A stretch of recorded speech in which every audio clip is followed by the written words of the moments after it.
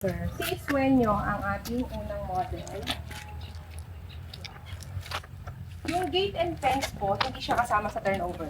Sa ano lang siya, sa model lang siya. At saka para lang may idea ka na pag yung 80 square meter, at least alam mo na perfect yung shape niya. Kapag ang kinuha mo, minimum lot, perfect square, pag nag-gate and fence ka, ganito yung magiging model.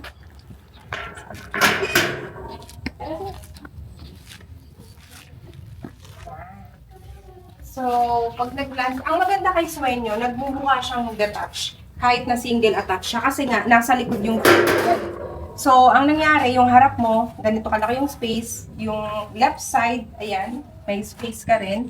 At yung right side, kabilaan. Ito yung magiging ano mo, service area. In the future, kapag ka nag-expand ka, pwede mong ipa-enclose yan. Makapalagay ka ng door dito kasi kung isa lang naman yung ipapark mo, di ba? Kasya dito kahit SUV. Yan. Tapos may access door ka naman dyan.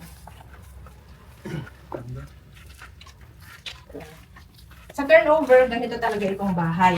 Meron tayong bricks dito. Ito kasi yung parang signature ni Dolmar, itong brown na or red bricks na yan. And then sabi ko nga, minimalist tayo dito. Pasok ka. So, sa turnover, ito yung floor area 51.50, minimum lot 80, 2 bedrooms, 2 toilet and bath. Floor plan to. Ito yung ating lanay na tinatawag. Access mo sa kabilang side. Kung mag-garden ka. Yes, sliding yan. At may malaki tayo dito. Tingnan mo. Kasya ang tao. Yan. Okay. Marami kang pwedeng ilagay dyan. So, ganyan sa turnover. At complete finish na rin, lalagyan mo na lang ng gamit. Kasi naka-tiles na, naka-paint na, ayan. So itong dress up, at least may idea ka, nakasya yung gas range dito, na ganitong size, you know. Parang, actually para din siyang kapag kung paano may ini-style yung condo.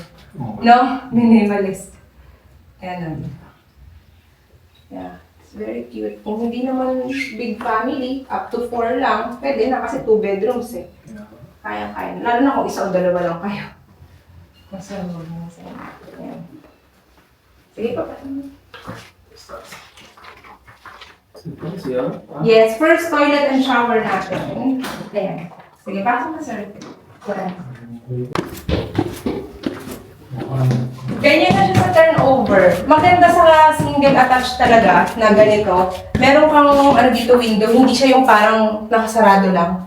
May malaking sliding window dito. Mataas yung ceiling, pwede ka dyan maglagay ng ano, drop lights or ano, chandelier sa side ng stairs. Mataas siya, no? Oo, yan, bedroom 1. So, ayan si bedroom 1, single bed. Pwede ka rin mag-double deck. Kasi mataas naman yung ceiling niya. At dalawa yung windows niya. Diba? Kahit small room lang. Malaki, no? Okay. Yan. Second toilet and shower. May shower pa pala yun. Ano? Si Masters, ito yung makikita mo na dito yung kanyang design na may malaking window. Kay Masters bedroom, parang may view ka. So, yan. View mo kay Masters. Pwede rin lagyan ng maliit na balcony kung... Oo. No, in the future. Ito ay double size bed or queen size bed. Kasya pa rin siya dito sa side na to. So, dyan. At may space pa rin naman kung maglalagay ka ng closet. May space ka pa rin. So, maluwag pa. Yan. Kasyang-kasya pa yung ating closet and cabinets. Very minimalist lang talaga si Sueño. Pero ang cute. Pero ang ganda. Ang ganda. Oo, okay ito. Sa akin. Pwede sa small family. Pwede. Pakita ko na rin sa'yo si Puerte, kahit na yung Puerte na wala siyang gamit, so plain lang siya, hindi siya dress up, yung kagabi. Magkano difference na?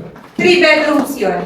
Magkano difference na? Sa price, 4.5 siya. So nasa, ano din yung price niya eh. Video nga dito. Pero ito, okay na.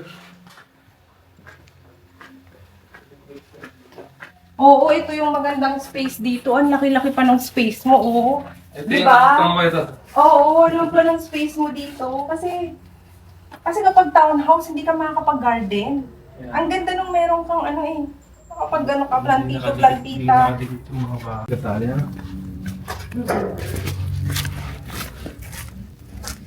Swerte pala ano, ayun, 4.5 to 4.7. So, may tao, punta na tayo, ano na tayo, Fortuna muna. Yung pinakamalaki. Ayan, Fortuna. Itong si Fortuna, sir, siya ay may tatlong CR. Ang price niya na available ay 6, ito yung mga things, 6M pataas. 6M pataas. Dahil ang kanyang lot area ay malaki din yung lot mo, 100. Okay. Nasa 100 plus yung lot area ni Sueño. Ayan, malaki siya. Ay, Sueño, Fortuna, sorry, Fortuna. Ayan. So, si Fortuna, walang gamit. Oo.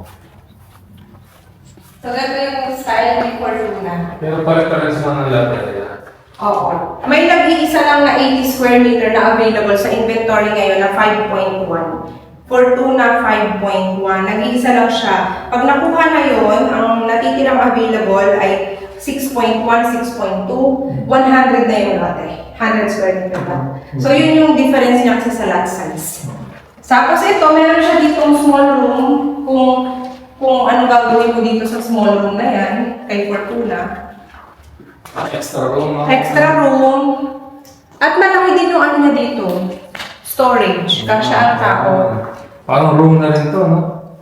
Pero yan more on storage. Ito mas kasya dito yung one room naman eh. Unang toilet.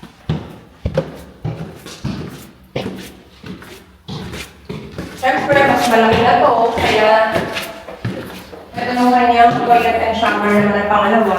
May tatlo siya, no? Tatlo.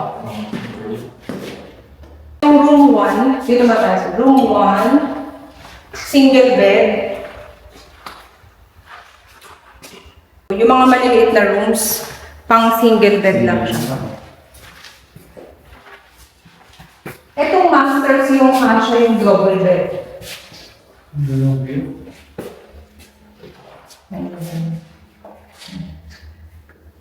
Ito yung master. Ito si master. Really? Double size Double bed lang. lang. Hindi, kasi baka masigipang ka na pag-queen. At meron siyang sariling toilet and shower. So, yan yung toilet and shower ni Fortuna. Siya, dalawa? Tatlo? Tatlo, yung CR. Tatlo. Yan. So, ayan yung mga difference. Spin pa rin. Sueño talaga, no? Oo, depende kasi talaga kung ano yung napupusuan mo eh. Kung hindi naman kayo big family, pwede na kayo sueño, no?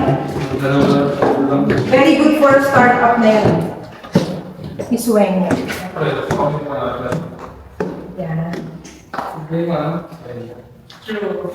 Sir, although hindi naman nakikita yung mukha mo, no? Ano ang masasabi mo sa Legacia? Maganda. Para lang sa mga ano natin, viewers natin, di ba? Para kay idea sila. Maganda siya. Minimalist siya. Tsaka tahimik. Maganda. Bilang OFW, sir, sa tingin mo ba magandang option itong location natin sa OFW? Para sa mga OFW, siguro maganda yung place niya kasi hindi siya crowded masyado. Tsaka malapit din sa lahat. True. Di ba? Kasi sabay tayo nagpunta dito, nadaanan mo yung mga malalaking hospitals, schools, malls, tapos may SNR pa sa Baliwa. SNR tsaka SM. True. Kasi pag dinireksyon mo to, yung amenity area, pinakita natin. So dito ka, dito. Yan, yung sa likod ng ginagawa na yan. Diyan siya banda. Sa likod ng ginagawa. Yun yung amin. Hindi pa ano pa, may mga ano yan ang tao dyan. Kasi mga workers, parang yeah, yeah. opisina lang nila. Oo, kasi- Gumawa lang sila dyan ng pansamantala. Oo, ongoing kasi yung ating land development. So, ganun siya. So, dapat kontakin lang nila ako, sir, no? For treating and online reservation. Dapat ba, sir, mag-like and subscribe sila sa channel? Oo, mag-like kayo, tsaka subscribe kay ate. Magaling siya explain lahat. Wow! Maintindihan mo talaga. Thank you! Like and subscribe!